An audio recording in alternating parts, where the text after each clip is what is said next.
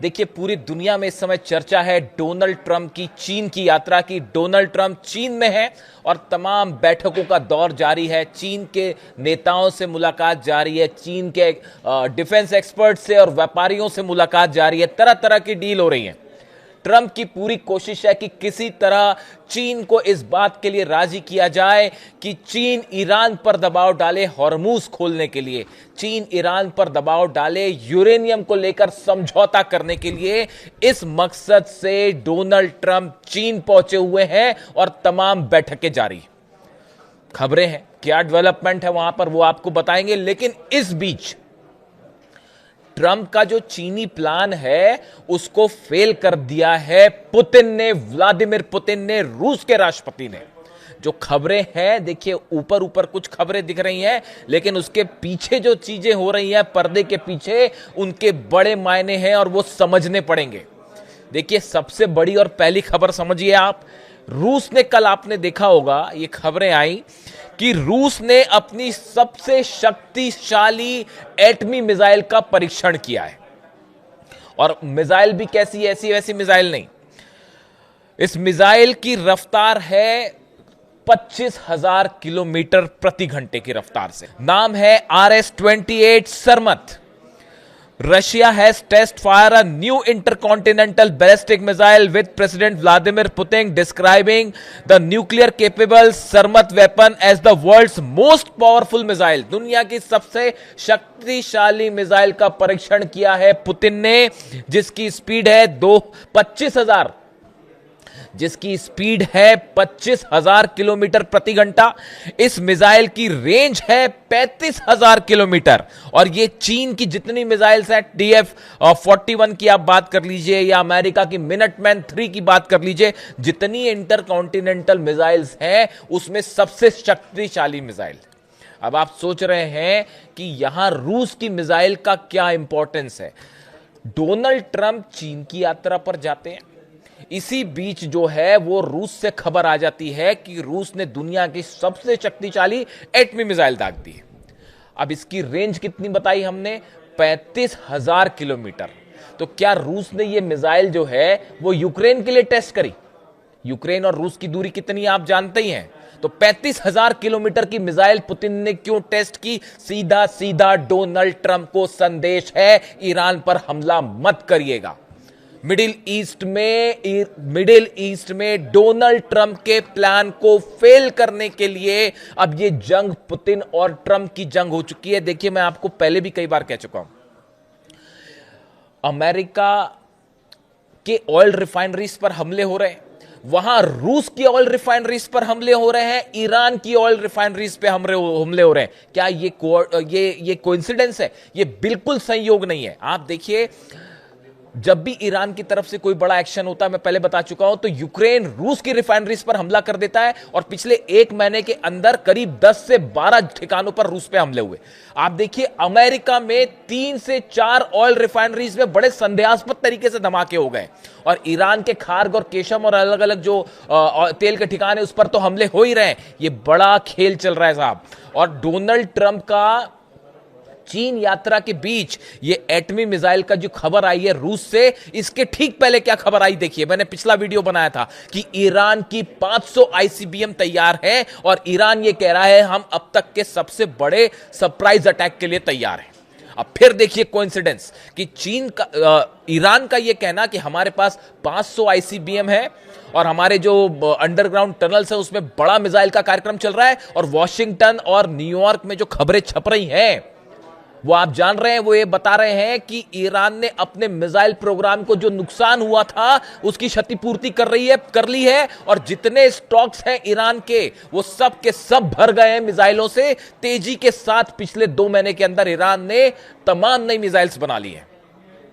बहुत बड़े स्तर पर तैयारी है ईरान की और अब तो कह दिया गया है कि आखिरी जंग के लिए तैयार रहिए। अब आप देखिए, कोइंसिडेंस समझने की कोशिश करिए। ईरान का ये कहना ICBM है, हम सरप्राइज करेंगे। अमेरिका के अखबारों का और न्यूज मैगजीन्स का दावा कि ईरान ने अपने पूरे मिसाइल, जितना नुकसान था, चाहे लॉन्च पैड्स हो चाहे मिसाइल हो, उन सबको फिर से जो है वो तैयार कर दिया है। और उधर रूस का एक ऐसी एटमी मिसाइल दाग देना RS-28 सरमत जो 35,000 किलोमीटर जाती है। अरे भैया, तो वो यूक्रेन और कीव के लिए नहीं है, वो वॉशिंगटन और न्यूयॉर्क को धमकी दी जा रही है सीधा सीधा कि यहां मिडिल ईस्ट से दूर रहिए, वरना देखिए भाई, यूक्रेन और रूस का युद्ध तो कब से चल रहा है, लेकिन अचानक ऐसा क्या हुआ कि ट्रंप और चीन, अब देखिए ट्रंप और चीन पे आइए, इसमें समझने की कोशिश करिए।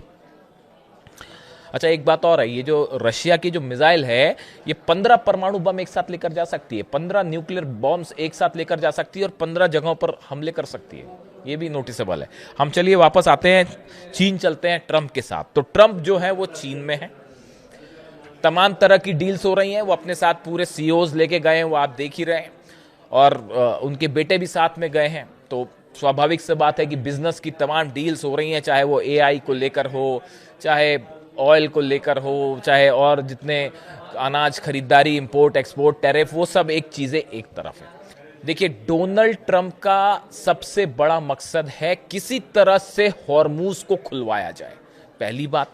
और दूसरी बात, किसी तरह से ईरान को न्यूक्लियर डील के लिए तैयार किया जाए, और ये डोनाल्ड ट्रंप खुद तो नहीं कर पाए, ना हमला करके कर पाए, पूरे अपने अरब देशों को साथ लेकर कुछ नहीं कर पाए, इजराइल को साथ लेकर कुछ नहीं कर पाए, नेटो को लेकर कुछ नहीं कर पाए। अब आप समझिए ईरान कैसे लड़ा ये जंग, आप समझिए इस बात को। ये सब के सब अलाय होकर भी ईरान का कुछ नहीं बिगाड़ पाए, और ईरान अब पहले से बड़ा हमला करने के लिए तैयार है, और जबरदस्त तैयारी चल रही है तेहरान से लेके हॉर्मुज तक। ऐसे में अब ये सवाल कि चीन क्या करता है, चीन किस बात के लिए तैयार होता है, जो देखिए बड़े सारे एक्सपर्ट्स ये राय रख रहे हैं, ये अभी राय के स्तर पर मामला है। इंटरनेशनल रिलेशंस में आप अच्छा कहें बुरा कहें, लेकिन ये हकीकत है कि एक हाथ दे एक हाथ ले वाली ही बात होती है यहाँ पे, और हर देश अपना फायदा सोचता है।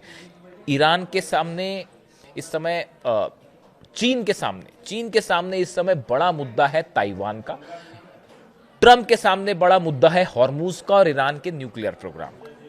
क्या इस तरह की कोई पर्दे के पीछे अंडरस्टैंडिंग हो सकती है ट्रंप और चीन के बीच, ट्रंप और जिनपिंग के बीच, कि हम आपके ताइवान को नहीं छुएंगे, बदले में आप हॉर्मूज खुलवाने में और ईरान के न्यूक्लियर प्रोग्राम में डील करवाने में मदद कीजिए? क्या इस तरह की पर्दे के पीछे कोई डील हो सकती है? मैं साफ शब्दों में कहूंगा, मैंने कई बार इस बारे में इशारा करने की कोशिश की, लेकिन अब वो टाइम चला गया है। तो जो एक्सपर्ट्स बता रहे हैं वो राय मैं सामने रख रहा हूं। ईरान को हर चीज समझ के आगे बढ़नी पड़ेगी, और ये बात भी शक कोई नहीं है इसमें कि ईरान ने हमेशा अपने दम पर जंग की है और आगे भी अपने दम पर ही जंग करेगा, किसी के भरोसे नहीं बैठा ईरान। तो अब देखिए, पर्दे के पीछे बड़े सारे खेल चल रहे हैं। एक तरफ तो ऑयल बिजनेस है, चीन के बड़े सारे, अच्छा कल गौर करने वाली बात यह है, जब ये ट्रंप की यात्रा हो रही है चीन की, इस दौरान जो है चाइना के 6 से 10 टैंकर्स कल हॉर्मूज पार कर गए। उसको अमेरिका की नेवी ने नहीं रोका। ईरान तो सप्लाई करने के लिए तैयार है ही, लेकिन उसको अमेरिका की नेवी ने नहीं रोका।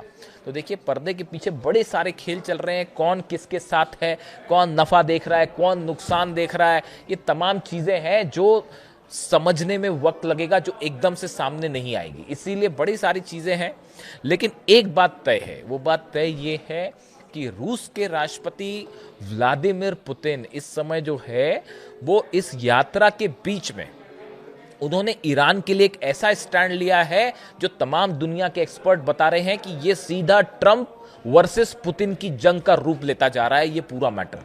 अब सवाल ये है कि ये चीन, जैसा कई बता रहे हैं एक्सपर्ट, कि चीन की जैसे ही यात्रा खत्म होगी उसके बाद 2 ऑप्शन सामने खड़े हैं। देखिए, जो है कि चीन हो सकता है ईरान से कुछ मुद्दों पर चर्चा करे, हॉर्मूज को लेकर, न्यूक्लियर प्रोग्राम को लेकर। क्या चीन का इंटरफेरेंस होता है, उसको लेकर ईरान का क्या स्टैंड होगा? क्या ईरान कुछ बातों को मान सकता है, किसी तरह की बातचीत हो सकती है?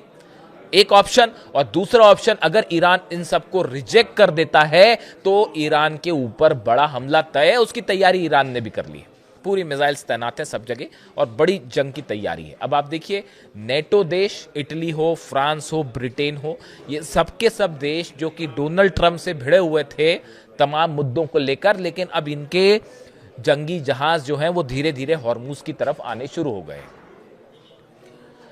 खबरें इस तरह की भी आई हैं जो हमने आपने देखी पिछले 48 घंटे में कि यूएई ने भी, जब हमले हुए थे ईरान पर, तो यूएई ने भी अपने मिराज भेजे थे हमले करने के लिए।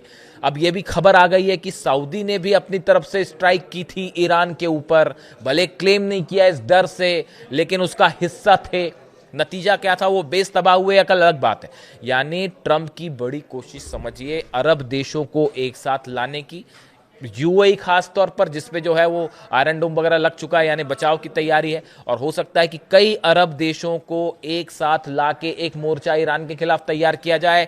नेटो के देशों पर दबाव डाल के, जो लगातार ट्रंप ये धमकियां दे रहे थे हम अपने फोर्सेस हटा लेंगे, हम नेटो का जो है वो बजट बंद कर देंगे, इस तरह की तमाम बातें, नेटो को भी साथ लाने की कोशिश है, चीन को न्यूट्रल करने की कोशिश है। और अगर ईरान अपनी बात पर अड़ा रहा कि हम न्यूक्लियर डील नहीं करेंगे, तो अरब देशों के साथ मिलकर, नेटो के साथ मिलकर और चीन को न्यूट्रल करके एक बड़ा हमला हो सकता है ईरान पे। इस बात को ईरान अच्छी तरह समझ रहा है।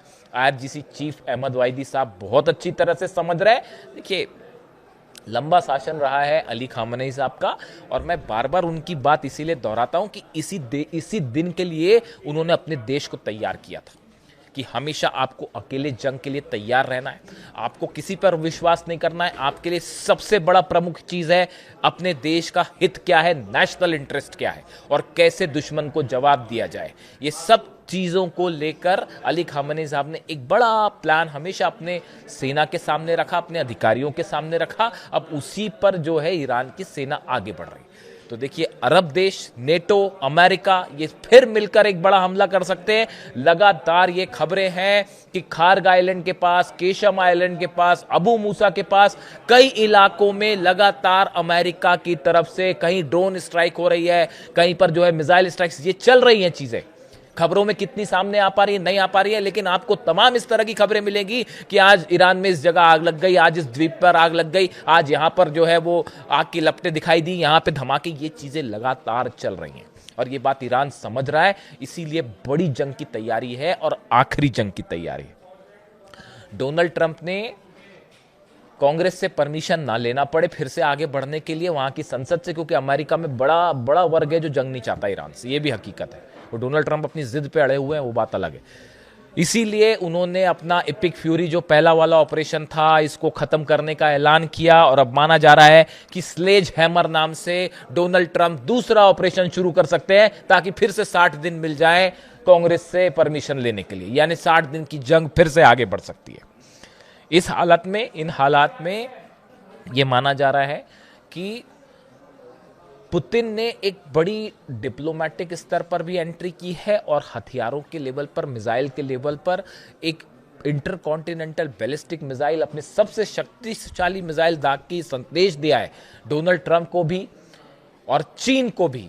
पुतिन ने यह संदेश दिया है कि हम ईरान के साथ खड़े हुए हैं।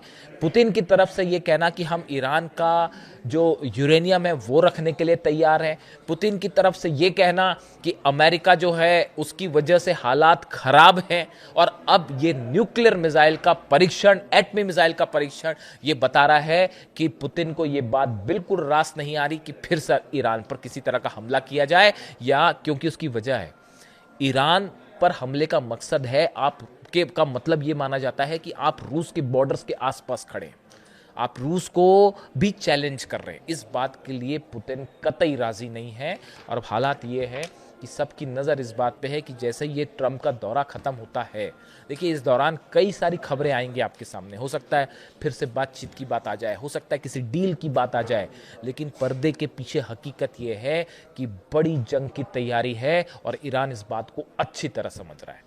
जो भी खबरें आती हैं, चाहे वो बीजिंग से आए, चाहे हुर्मुज से आए, चाहे रूस से आए, अपडेट आप तक पहुंचाऊंगा। वीडियो कैसा लगा ज़रूर बताइए। Thank you so much.